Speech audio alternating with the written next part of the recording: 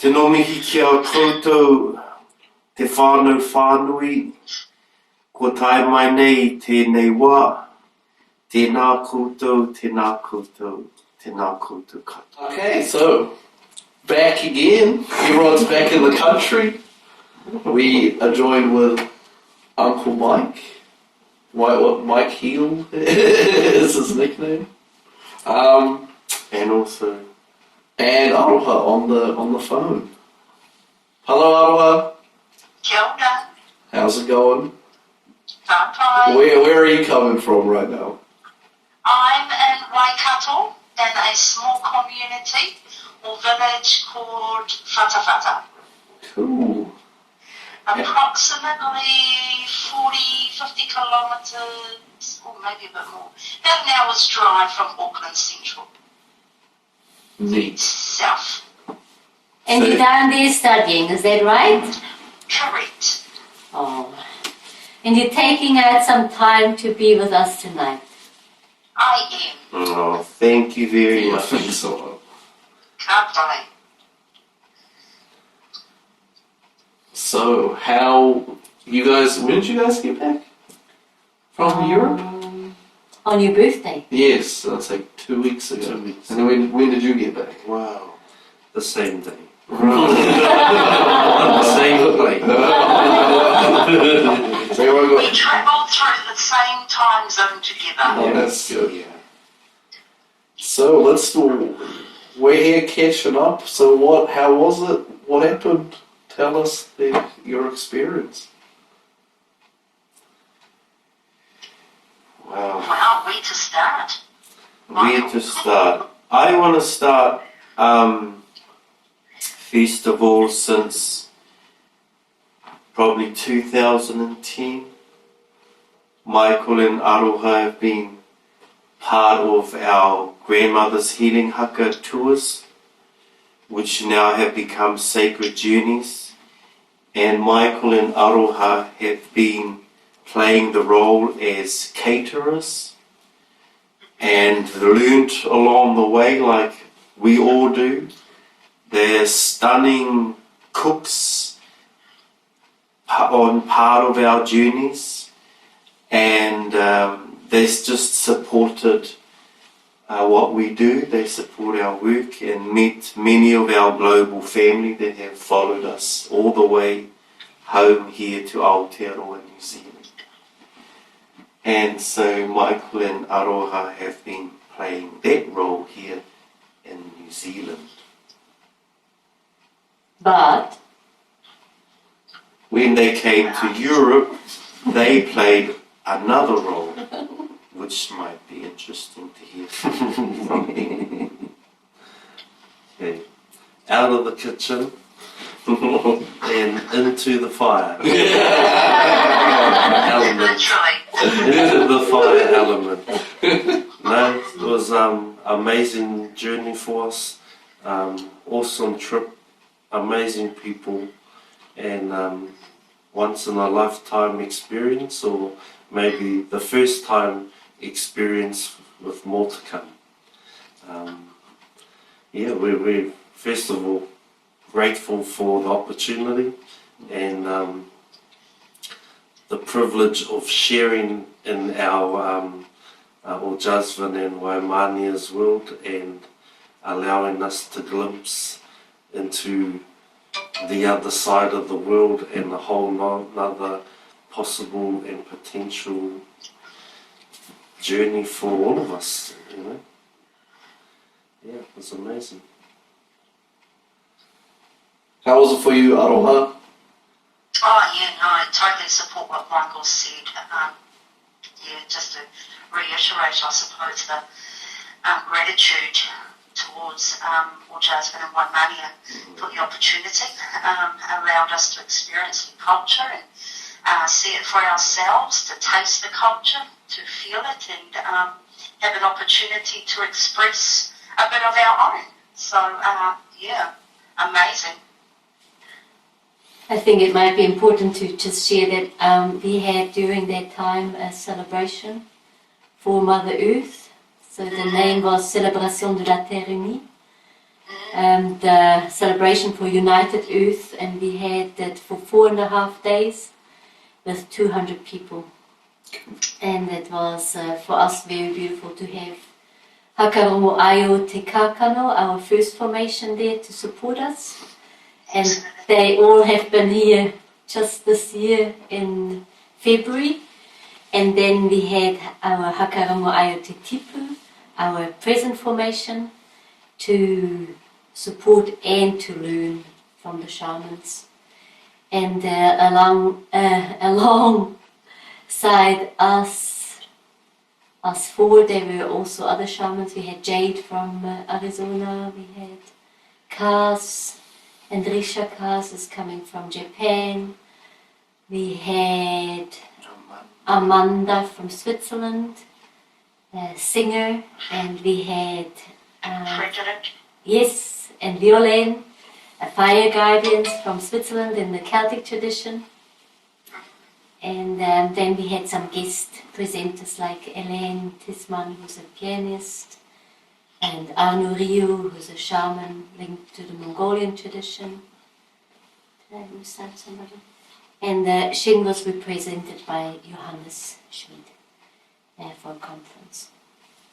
So you guys were part of the shaman guests, eh? Yeah, that was a big thing for us to get a grasp with, you know, because we're already going to ourselves, what do we do? We're not shamans, you know, but yeah, it was awesome to stand beside these people and share what we did have and find new talents in ourselves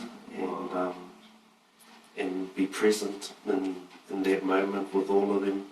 And it was a privilege to be a part of it with them and have the amazing support of Te Kakano and Te Tipu. We've made good friendships with both groups. Yeah. So how did you guys actually get Michael and Aroha to go over? You know, how that conversation started? Well, that was, I woke up one morning in the Te Kakano formation, and I had kind of a vision during the night about a marae that was a portable marae that could move. And then Ojasvin went over to his brother to tell him the story, and Michael came up with a beautiful project. Yeah, not a portable, but a portal. You must hear that first. What we wanted was, you know, we go to the Shaman Festival in France every year. And we're there for 4 days with 3,500 people.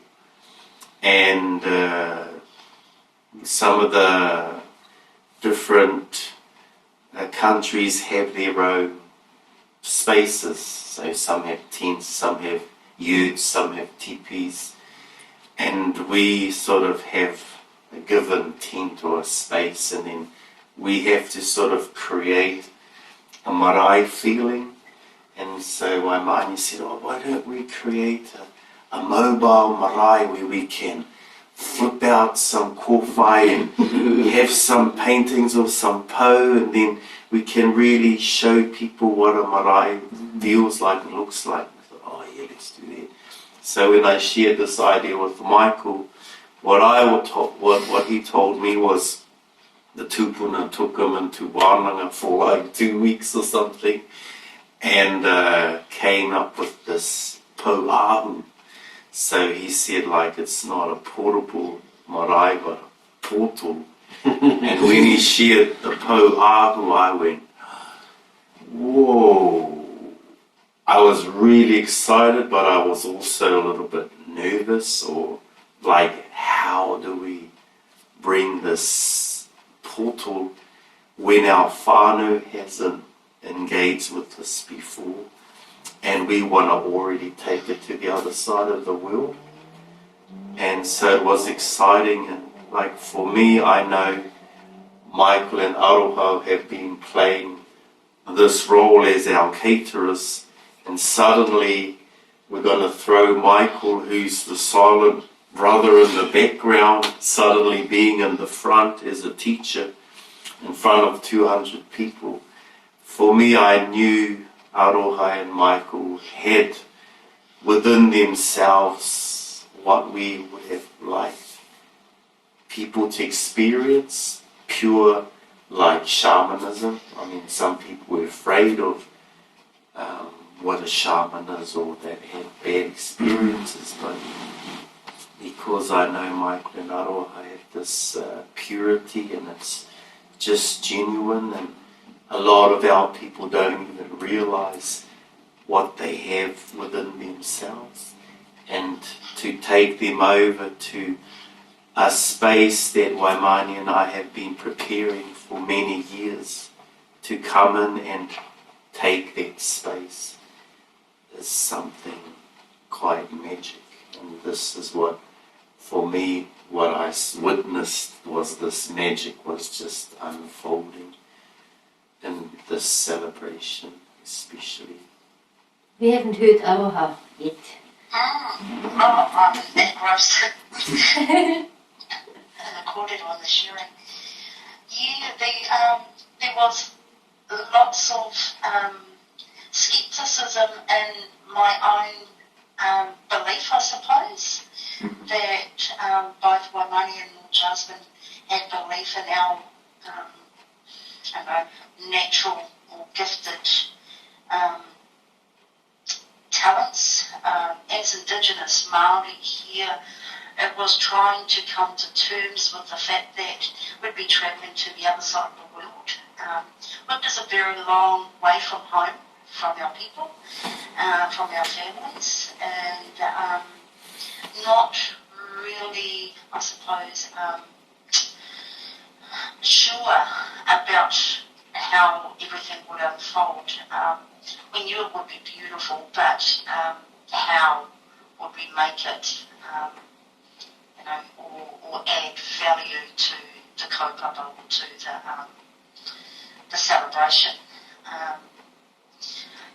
So having Michael, who's very creative and artistic, and I sort of, come from an educational background and thinking, it'll be all right, as an educationalist or facilitator.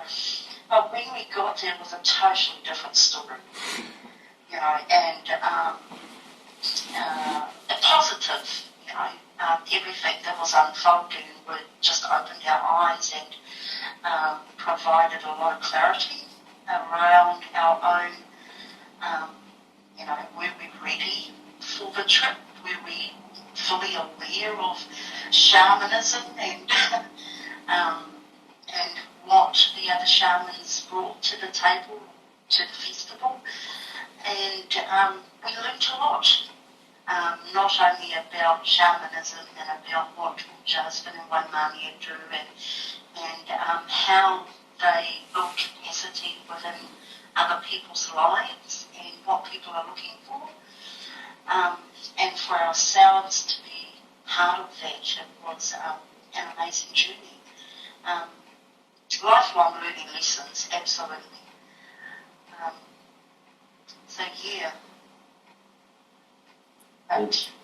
And to grow in that ourselves and find our own talent, or whatever it is, our own calling, and just look at, it is looking at our values and our teachings of our cultures that we see as every day, but on the other side of the world, it's not seen, because we have a felt communication as well, back here, we feel each other's stuff. And then to go over there and then go, did you fellas feel that? You know what I mean? And it's like, so I would share that sort of stuff when we were talking, because this is, in our world, this is going on but I don't know what's going on in your fellas' world, so it's just sharing it to make them aware. You know, we feel this heaviness and we feel this, you know, energy, and it's, you know, when that opening ceremony for it and all those groups came through, there was so much amazing stuff happening in this short burst of time as each group passed through, and it was like, whoa, you know, we're not expecting it. We just have to go with nature and with the feel, and the whole ceremony. Time wasn't relevant. You know, you got to a point where it was like, well, we don't know what the day is, we don't know what the hour is, but there's a lot happening. The days were so long. we created the whole Pauahu in 3 days, you know, and that's standing on the day of the celebration. Right. The opening day, we were still putting it together. Far out. But it was amazing, and we took really good steps to create it, you know. So we didn't rush anything. We took all the steps we felt were necessary to acknowledge every part in its making, and that's what brought it to life. So could you go more into what the Pauahu is, but and like also like so you know you get given this sort of idea and then you know explain that whole going into Wānanga for 2 weeks and then what you came up with and what you know what's that all about? What's the story? The spider story. So there was a storm. The spider was crawling around on our bed for a couple of days, Right. and then I got sick, and I got bitten on the top of my head by the spider. Is this like months ago? Is this year or That was around the time Kenny was asking him. about the Yeah, Poi Omarai? I was already looking into whare wānanga, and the spider, I found it, was a Madagascar ghost spider, flew in on the storm on a leaf, made it into our room and bit me on the head, and I got sick. This is the true story.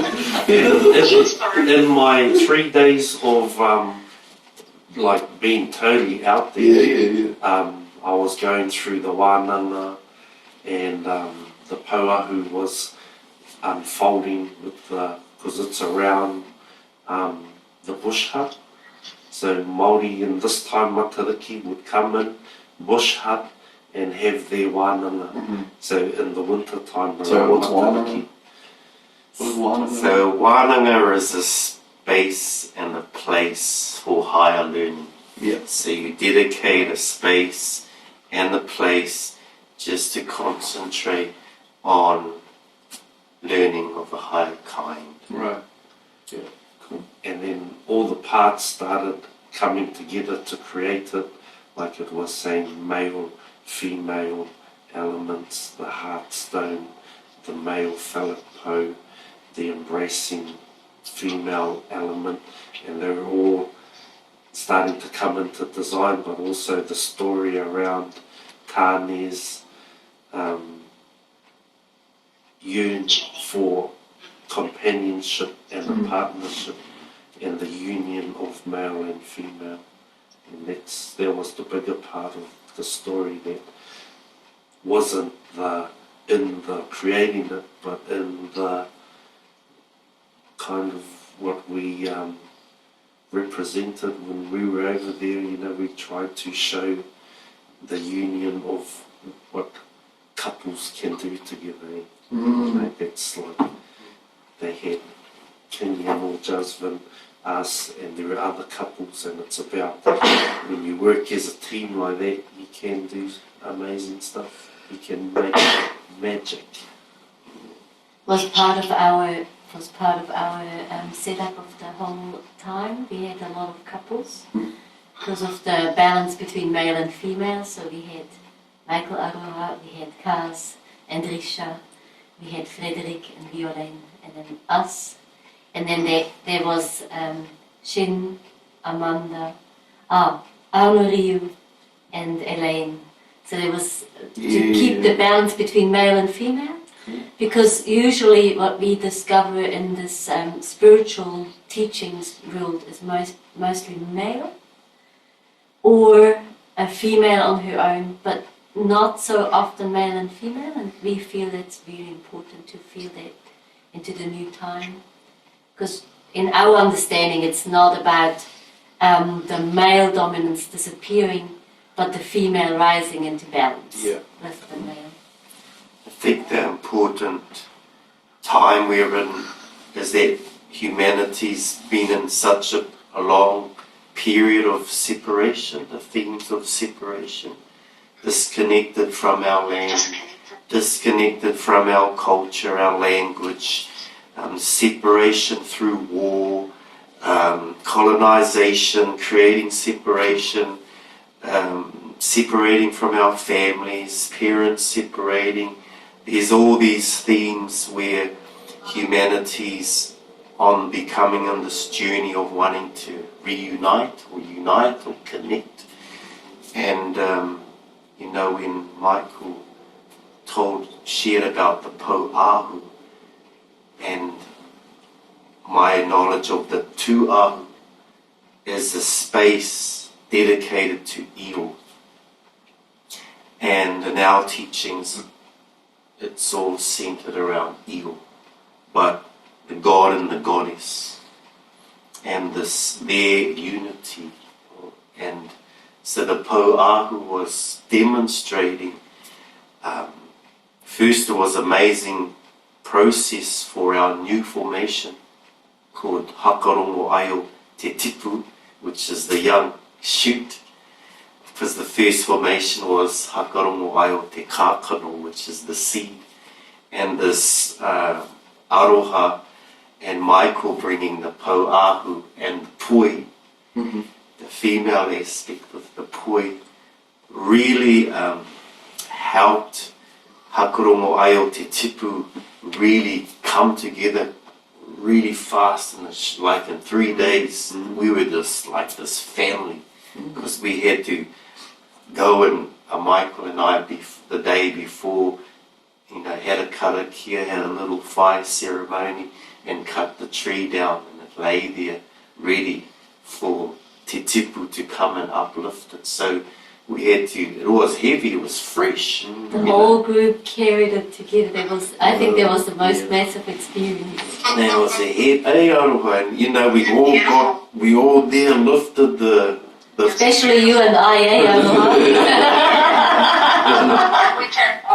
That's why I gave you the front seat.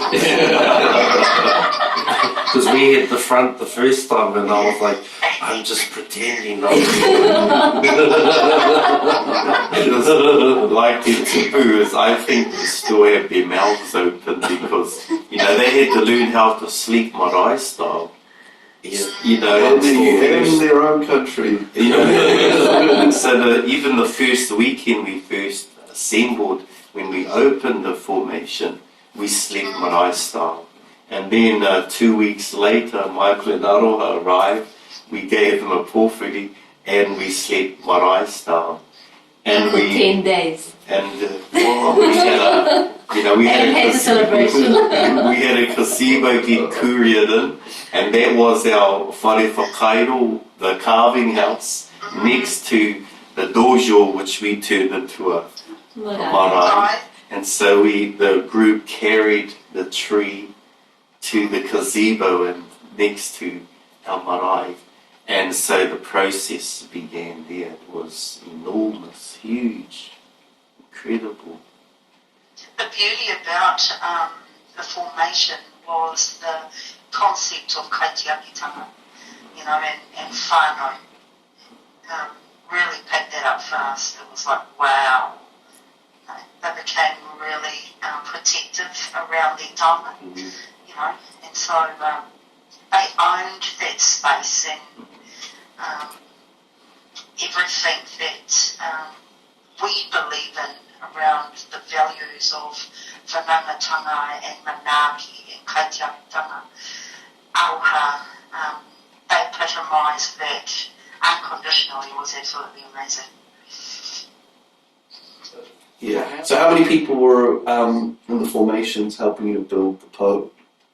There were 19 present, actually 20 of 22. Mhm. 2 were just had a time out of the formation, but they will come back. So the Hakaronga Aio Te Tipu, 20 of them. And then Hakaronga Aio Te Kākano came in only for the celebration on its own. Okay. Right. Some of them arrived a bit earlier because they helped to bring in rocks and sticks and whatever And they just couldn't wait to. Oh no, they were just asked. They would be asked for their help because yeah. somebody had to drive all the way to the center of France to get the right rocks for the sweat lodge. Oh wow. And some people had to go into the forest and raid the forest to get the right sticks for the sweat lodges.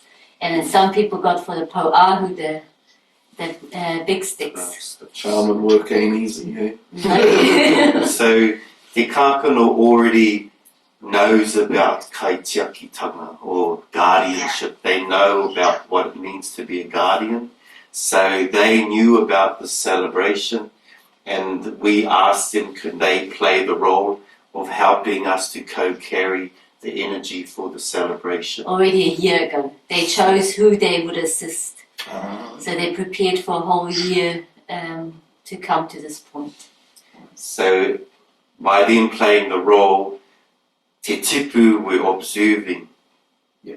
But with the po'ahu, how they became so attached to this gift that they were erecting and protecting, they could learn these concepts, these Māori concepts of kaitiakitanga, guardianship.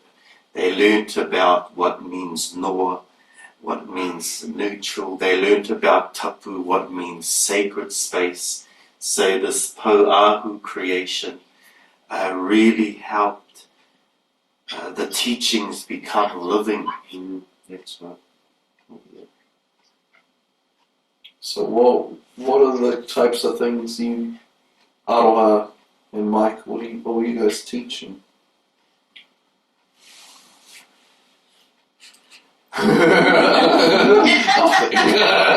Just that all. We were so off the cuff, you know, the whole because it was like a mystery trip. We were sent Right. with no guidelines or anything. It was, this is where you're going, and then they'll send you on from there, and then they'll send you on from there, and here you go, perform. Pretty much. Well, the titles were clear, It Yeah, was a liquid all sorts. yeah. but the titles were very clear. And so we were The titles, yeah. we were reading and studying on the trains and planes because we didn't know, you know, we're still like, we sort of got this, but we're only like 2 days into the festival. Right. We haven't done another few Although days. the po'ahu was always planned, right? Like Yeah, the design was, but it was quite off the cuff. the way you're presenting it. Yeah, because he didn't know what tree we were going to carve. He'd never carved or seen this tree before, and so he didn't know how it would act. It was fresh, so a fresh carved tree. We didn't know how it was going to behave. Lot of factors and how to teach. And here's a group of men, now carve it.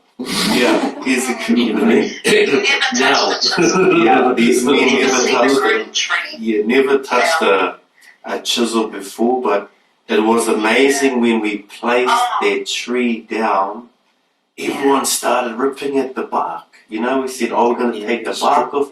And the woman, the men were just like, doing with their hands and nails. you know, just using their hands and they're just pulling the bark off, and you see this fresh flesh tree. So a lot of it also brought out natural instinct in the formation of the people. Like some of the titles, one of the titles was about tattoo, Maori tattoo. Uh-huh. That was something that I asked for because many people have asked us, can I get a Maori tattoo somewhere? And I said, it's not that easy. And I really wanted Aroha and Michael to present what that means and what's the history behind it, because people just love it and they want to have it, but they would go and take somebody's ancestry away because they love it so much. Mm. And that was one of my real callings, and the other one was a creation story. Creation story, the 3 baskets of knowledge, cycles of life, and 2 tamoko presentations. And Aroha and I were putting these together, but on the day she didn't want to, what do I say? I had to present, and that was a big challenge for me. Yeah. You just step It up. wasn't so much as Aroha didn't want to. You forgot she was here. Aroha could not. Yeah. The tupuna says, no, girlfriend, this is not your time. Right. And if you know Michael, who is the silent person in his family, the wallflower, who came into his own, where he carried 5 wood chops with the pauahu, carved for 3 days with 8 men, and created this amazing environment, or this space where people could meditate and share and learn of our culture. And those stories were shared by Michael, as well as the sharing we had with Te Tupu in the dojo. Wow. Yeah. And just So, telling stories from yeah, the head or from the heart, you know, just because nothing was really planned, but there was research behind stuff, but on the day it was whatever comes out. Yeah.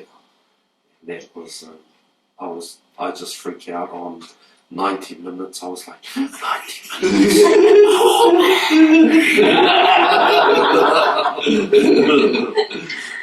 But by the last couple, I was just going with it and being funny and enjoying it. Natural. well, you were more relaxed, and everything started coming naturally, and the fluidity in the delivery was beautiful.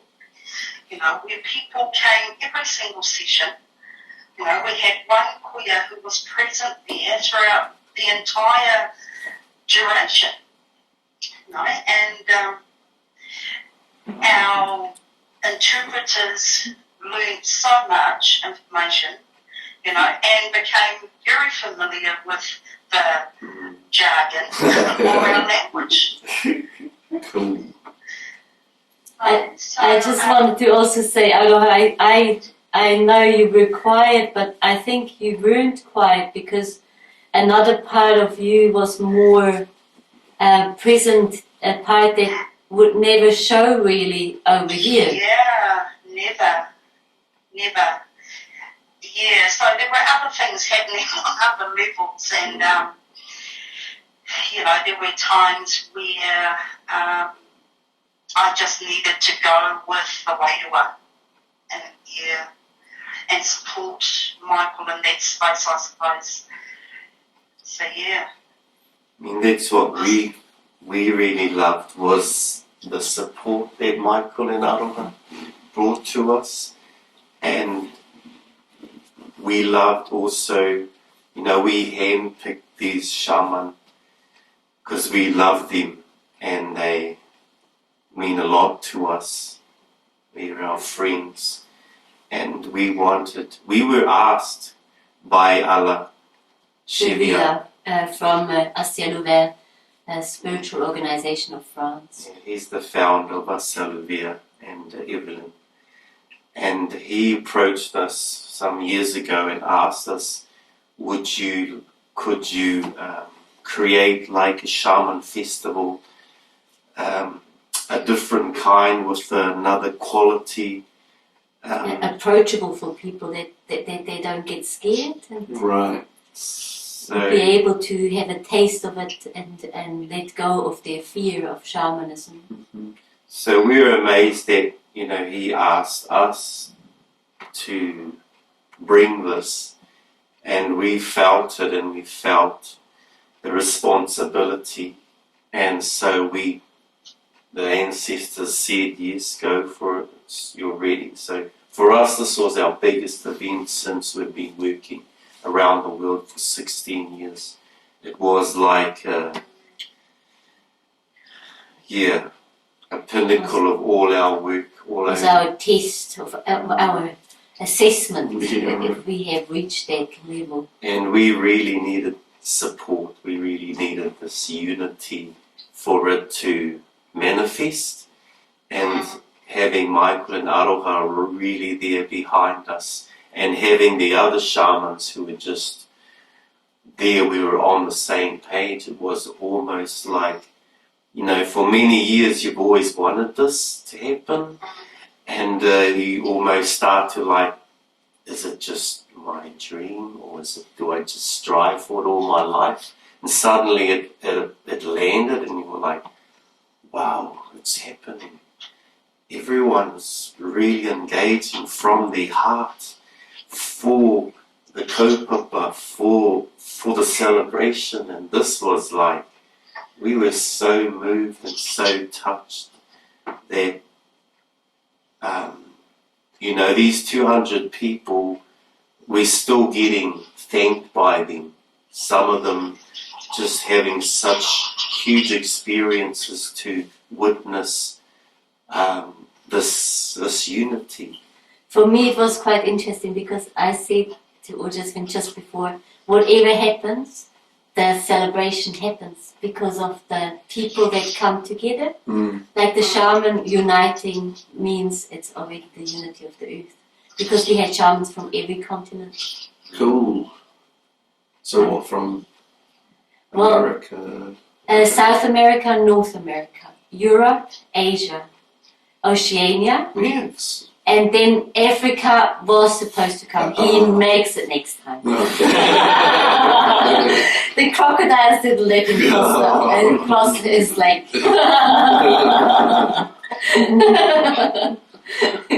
He got caught up in Paris. I mean, the event was so successful. Asalubia wanted us to do it 2 times a year. Well, I said, no. Maybe we do it one more time next year. So we're going to do another one next year. That is another one. And we're hoping and praying that Michael and Aroha will join us again next year. So we're waiting for the reply. We sent them an email, so they have some time to reply. There's plenty more mountains to walk. That's another story. But I know a lot of people are waiting for them. I will find another mountain for you for sure. A 20-minute one. Oh, yeah. 20-minute one. Yeah. We'll take the tram up for that one.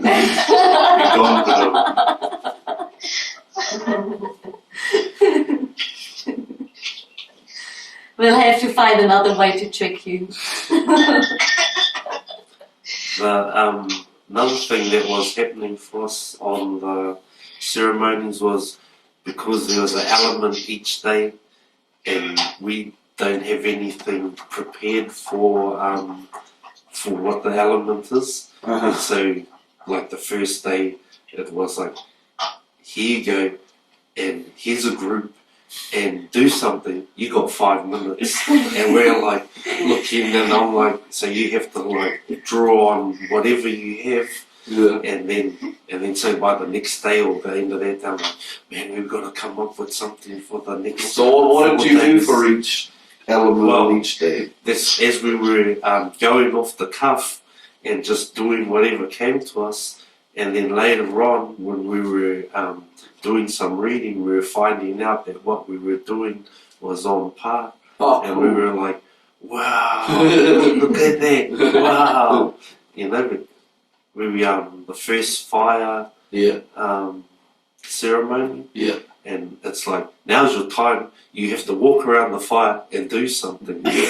And as I'm walking down, I'm going, and then I just put my hand up in the air, and I just walk around the circle like this, and Aroha on my hand, and then I acknowledge the hand of Maui, and then he spread the children of the fire. Oh, yeah, the fingers of Maui. Named the fingers, and then when we came home, we read about Upokoroa, about the long flame. Oh, okay. And so, What's the long flame?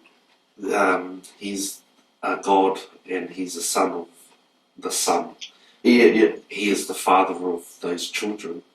Of the Maui's fingers. Yeah. Oh. And so it was like, when we came back and read it, we were like, wow. So we were like doing this off the cuff stuff, but it was fitting in with the element of the day. Yeah. Wow. So it was cool. Seeing this, Yeah, what's so beautiful, because the same for us happened, because on the last day of the celebration was the full moon, but it was a lunar eclipse. That was super important for the world. And when we planned this celebration de la Terre Unie, we might have looked at the moon, but we didn't know about the eclipse. Oh, really? So that happens to us all the time. We're planning something, and then it's like, oh yeah, that was so super important. We're like, yes, thank you.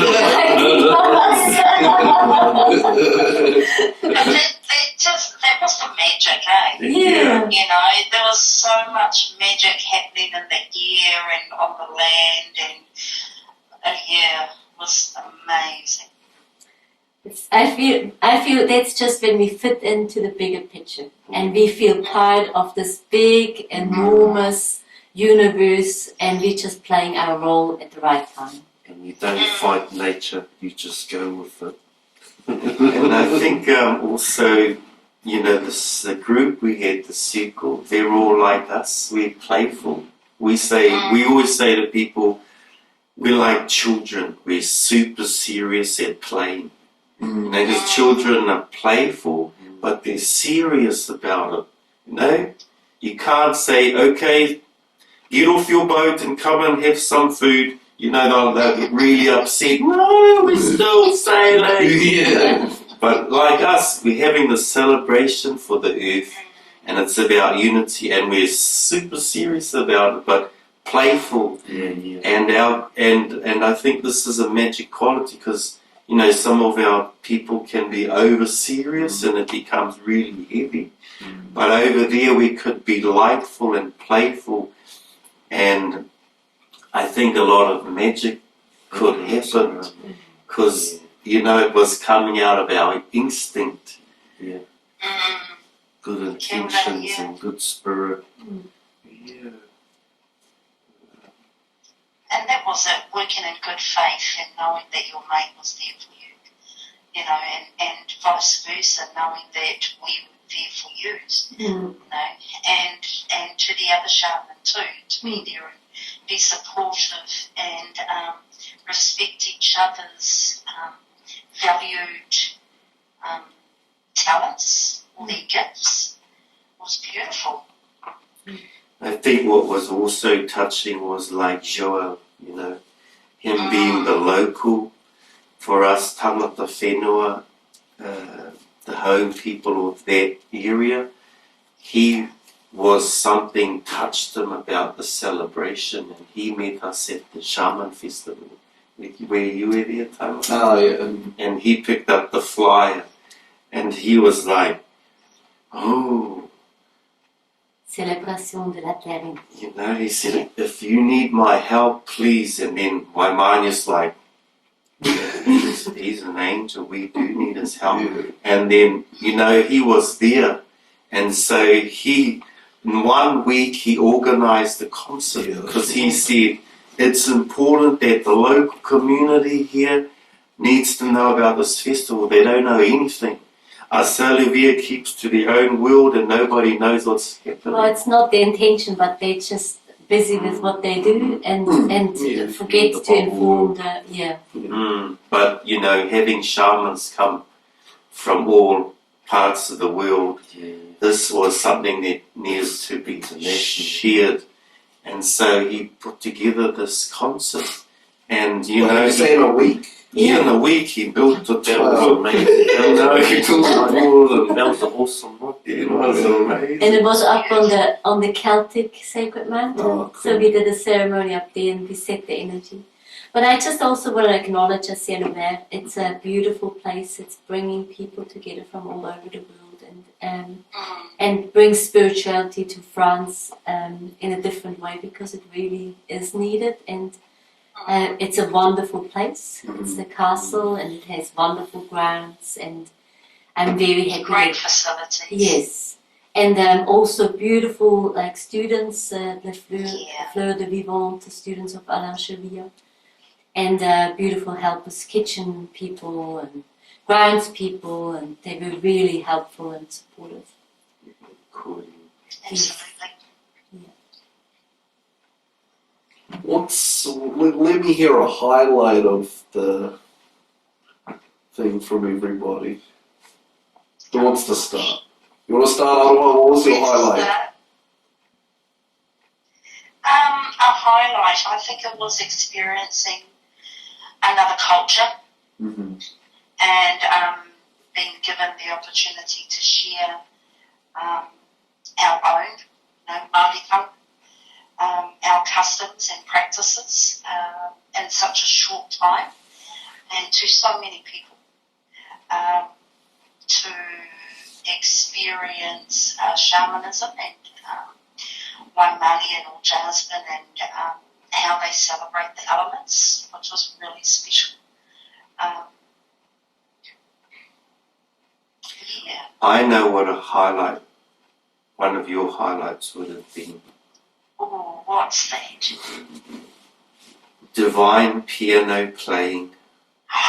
Oh, wasn't she beautiful? The fusion of Māori waiata, to have the guitar, Waimaania and Ojasvin singing to classic piano with a magical classic pianist. Wow. That fusion just had our children's dancing. It was magic. There was something that just ignited. I don't know what it was, but once those two fused, it just created or ignited beautiful, New energy, way to new creative. When it's a new thing, it opens new possibilities. The element of the air was the last day, and that's where we dedicated it to the kotuku, the song of the flight of the kotuku. So Waimaania brought the dance, and then this was because we didn't know either how it was going to come together, and Helene, being a magical classical player, also on her journey of changing and looking for a new way, this came together in that lunar eclipse. It came together, and it was magic to see the people moving, dancing with Waimaania, the kotuku, and Helene just feeling it and trying to find it, and I'm in the guitar trying to get her to hear the chords, and then I'll run back in and go, can you imagine like the first morning light just coming out of the water, the mist, can you play something like that? And she closes her eyes, and then next thing this music comes out. I'm like, whoa, yeah, that's even better than I thought.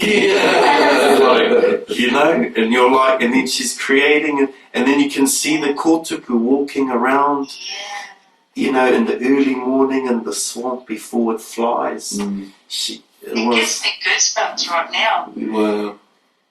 For me, when I listen to this, it's just like, for me, the highlight, it's probably the whole event, but how everybody was finding something for him or her to enjoy, and how everybody was kind of fitting into this whole tapestry or multi-dimensional interweaving. And and one moment that blew my mind. I spoke to this couple, and they were not looking like it was their type of event. They had tattoos and piercings, and I thought, I wonder how they're feeling. So I just went over to them and said, "How are you doing?" And they said, "Oh, thank you for asking. We're doing really well. Guess what happened to us? We went to get some tobacco because we wanted to honor the fire. So they went to a bar to get some tobacco to give to the fire." And I thought, oh, what an interesting thought, okay. And so they went out there and they said, "You don't believe what happened to us. We realized we are in a bubble here, and we left the bubble, and we realized that this is another time. We're in another time space." And when we came back, it was all good again, but it was kind of scary to go out there for this moment. Yeah, right. And when they came back, they realized how time was stretching differently within that place than outside. And for me, that was just so touching, that this couple that you would not imagine fitting into this would recognize that. Right, it just everyone becomes like harmonized and just on the same. Like everyone comes from their different worlds and their jobs and their everyday, and then you force them into. We forced them to unify. We just blew this bubble around them, this beautiful, colourful bubble, and they're all within it. Yeah. Oh, the people there, the public, they was, at the beginning we said, we're not here to perform. We're here, we would like you to participate with us so we could co-create this celebration. So everyone was like, they were serious. So everyone, it was mahi, it was work. They were really engaged. All engaged. They came early in the morning for the meditation and 7 o'clock exercise. exercises. Some of them guided the fires for early hours in the morning. They had shifts because the fire burnt 24 hours, Right. 4 nights. My highlight was Earth Day. We had the honour of carrying Jade's red earth, and because we related that was our story as well. And then being given the red earth, and my hand just went heavy, and then I was like, "Aroha, put your hand out.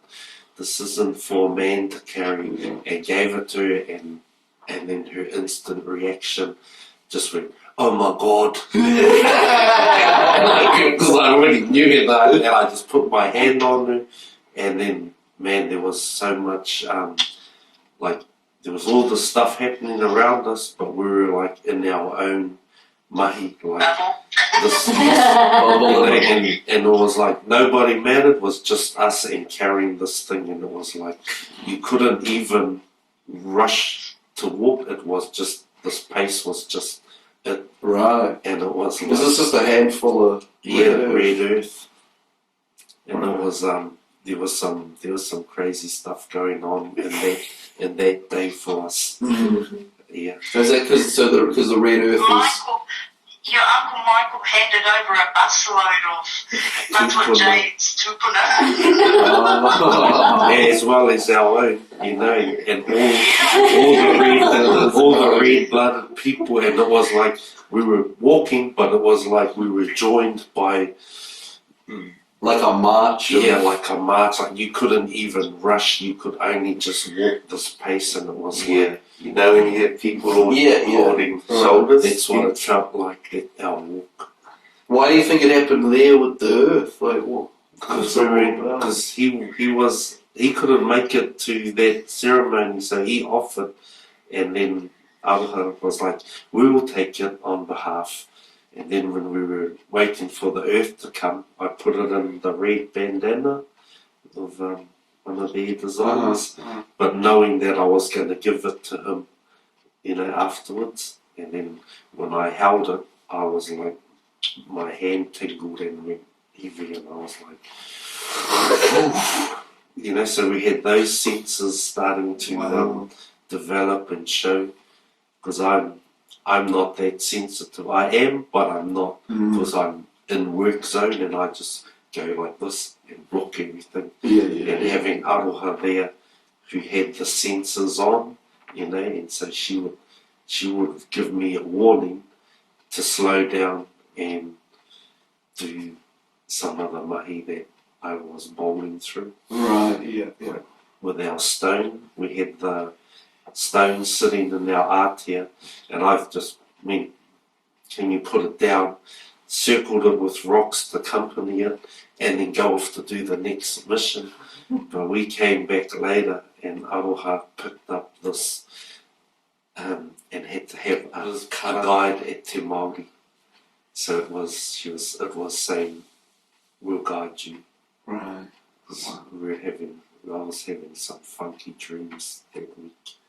I think the only other part was returning home and landing back to reality, but also our week of going home, finding the special gifts. Like I stopped and visited a few friends, you know, like Burps, he does a tamoko and tattooing, and he got to have a kōrero with a woman about wanting her moko kauai, and another guy who came and did his pūhoro the next day, and just to be able to share my stories and then see his natural instinct gifts that he does when he works on people, because the design process is so hard for this huge piece of art, but for him to be able to pull it out in one sitting with this person and create this whole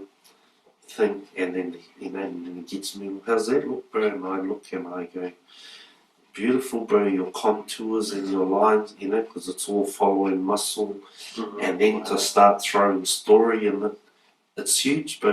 You know what I mean? The design process, but he's done it in 10 minutes of us sitting there and walking and talking it through, and he's just like with felts, and he's just, you know what I mean? And then because there's no pre-planned thing, because nature's telling the story, and so it was like coming away and realizing how many gifted people there are, you know, but in different lights or whatever it is. So, yeah, I think that's one of the essences of our teachings. You know, we term it integral learning. Means we ask people to, you know, activate in their head, feel it, think it in their head, feel it in their heart, and action it in their instinct. And so, you know, humanity's coming to a place where we got to go back to our instinct, where all our ancestors have this knowledge passed down through all the generations.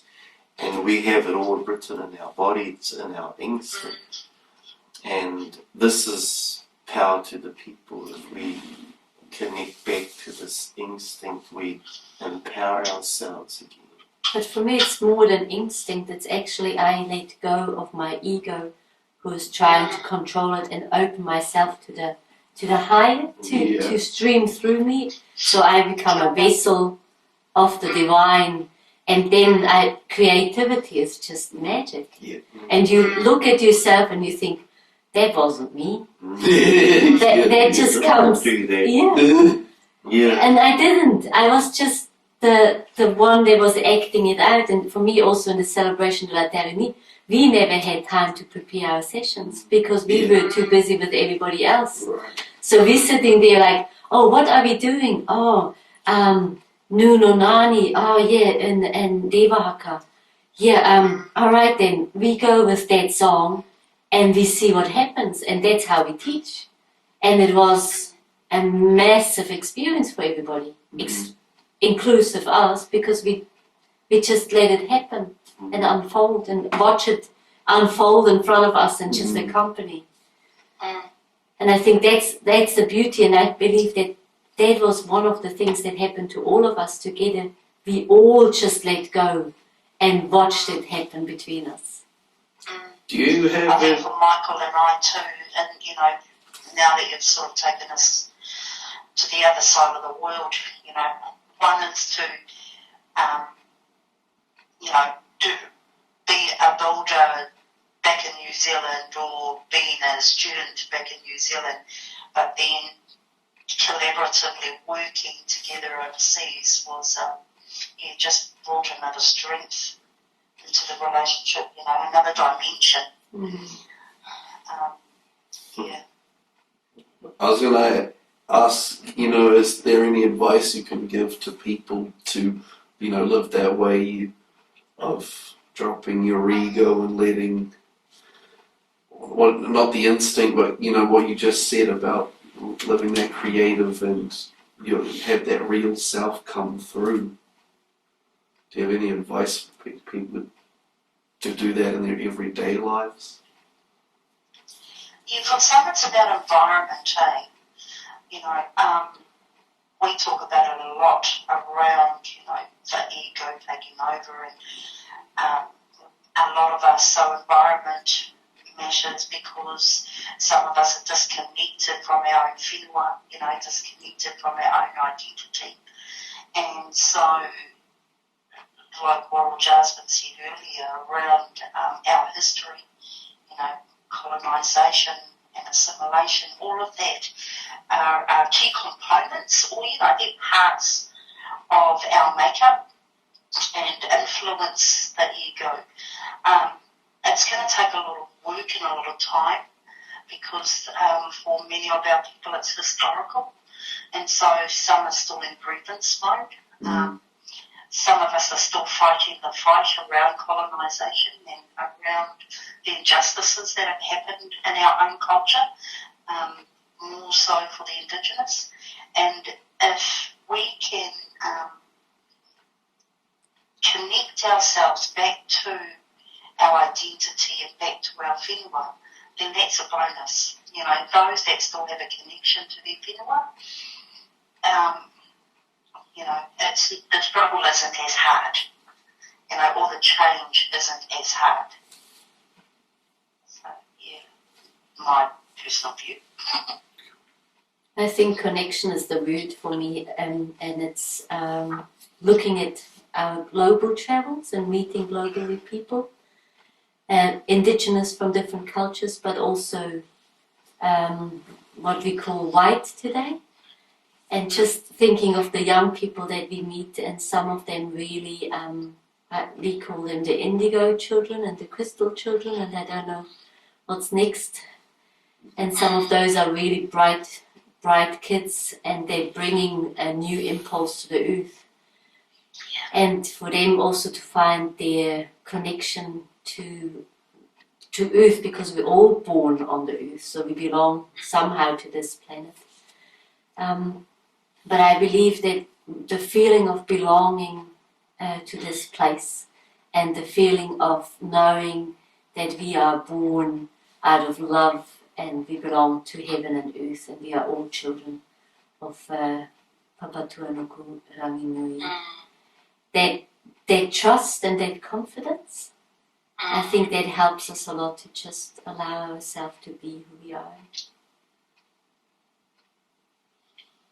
We shared in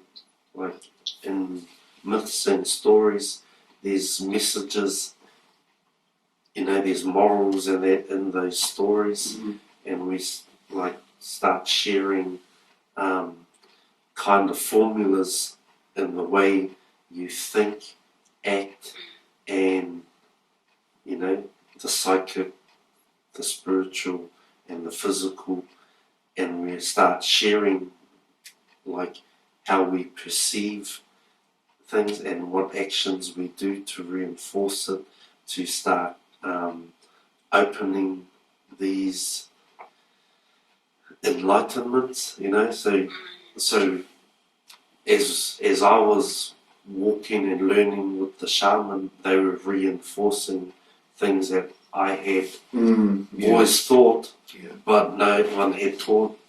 And then to see these guys doing the stuff that you've been thinking, and then going, wow, there it is. What's some example of? Well, katsu and energy. So we've always played with energy balls and kids, that sort of thing.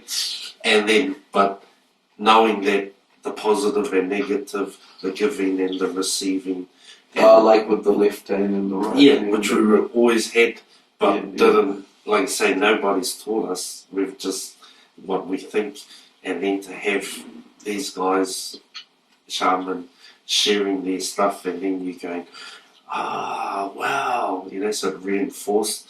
And then it comes down to how strong your belief is in yourself and what you believe, because that, you know, and so we would share, like I would share my stories, not just about myself, but about, look what these guys are doing, look how this guy thinks, you know what I mean, because it's his intention, and these words are kept coming out and they kept reinforcing it. So a lot of it is for the people themselves to capture the story and the teaching. It's not a direct answer. It's something you have to grasp it. Right. And so you can't just say, here it is, because everybody's path to it is different. It's their own journey. Right, and then like people, like all the individuals will come to the work, and then it might be like one word or one sentence is Someone like, will capture this personally, part of it. This one will capture this part, because that's what they're after, or, you know, like say it's when ambition gets in the way, that's where ego and ambition, you know, because the work they do is humble. It's under a humble, charitable, and integral. It's probably the biggest benefit too of like bringing people from every continent. Is there's like that. There's a universal message that's shared, but then like 5 or 6 different ways to interpret it, and it's like because you can't always, like the way one story is told isn't always good for me. But if I hear that story in another way, in another medium, or through if it's dance or music or ceremony or whatever, then I can download that information that's good for me. So it's like, that's probably our actual and real important part of the work, is having the, I don't know, all the pillars of the world represented in one place, in one space. And and I think when everyone's coming from that pure intention, it gives that space for that the divinity to weave. It's, if you have a power thing, or you want it like this, then it's diminishing or minimizing the capacity of the bigger picture to reveal itself. So when you hand it over, then, you know, Eel runs the show, Eel has his place, and then that's what, that was the magic. We really felt Eel Run the show. Just checking in to make sure you're safe. And this is what Po'am was saying, you know, celebration was to celebrate all of that. And we want to continue and, you know, and still stay in that purity and still let it unfold and go, you know, it's easy to go, oh, now we have expectations. This is the second one, and my mind and I were talking about it. No. Let's go deeper and play more serious, you know? Like, you know, We're going to trick ourselves for the second one. We're going to do something in there that will make us humble. Right, yes, so you're not, you're like, you don't want an expectation almost. You want it to just, hand it over. It's just the second, or it's a new beginning. Yeah, it's always the first one. Always Yeah, a good yeah. beginning. We always tell our formations it's a good beginning. Oh. Sai no reira, I raro te maru te korowai o io matua. He mihi ake. A tātou nei tūpuna he manake te aki mai a mātou nei. Whai ara wairua. A piti hono tātai hono te hunga mate ki te hunga mate. A piti hono tātai hono te hunga ora ki te hunga ora. Tuturu whakamaua kia tina. Tina. Hau e hui e. Tai Tai ki.